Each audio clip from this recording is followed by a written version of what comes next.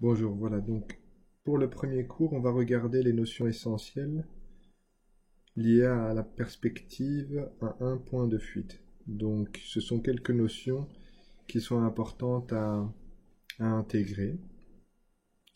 Alors et on va prendre un point de vue externe d'abord. Donc on regarde objectivement voilà, les différentes règles et les différents éléments d'une scène avec un point de fuite.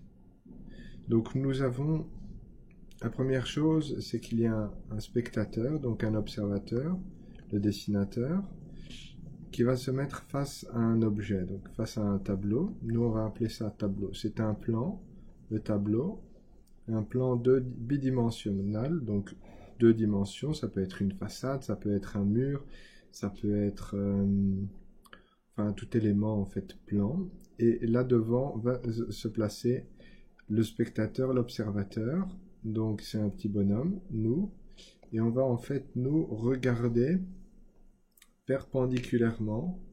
On va regarder perpendiculairement au plan que nous avons choisi de dessiner.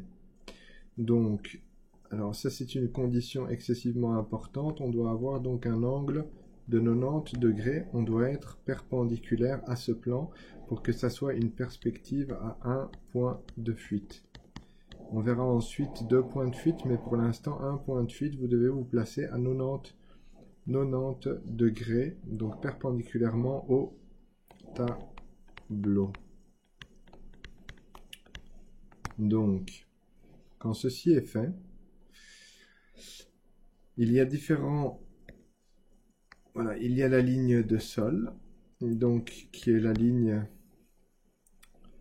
où le plan du tableau fait l'intersection avec le sol, et ensuite il y a la ligne d'horizon, qui est en fait une projection à la hauteur des yeux de l'observateur.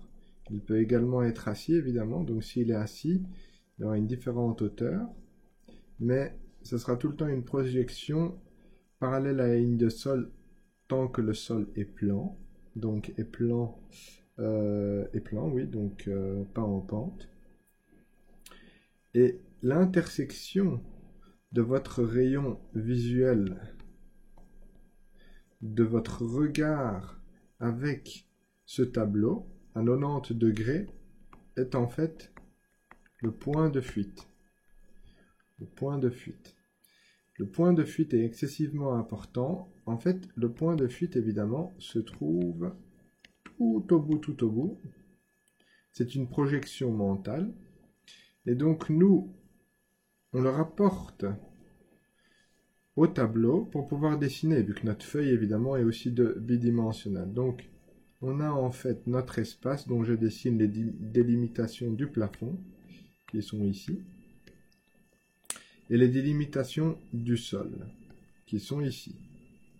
Donc ça, c'est par exemple ma plinthe, ça c'est par exemple mon plafond, ça c'est voilà, et ça c'est encore une plinthe avec le mur qui se trouve ici, ainsi de suite. Mais donc ces lignes à l'infini vont rejoindre mon point de fuite.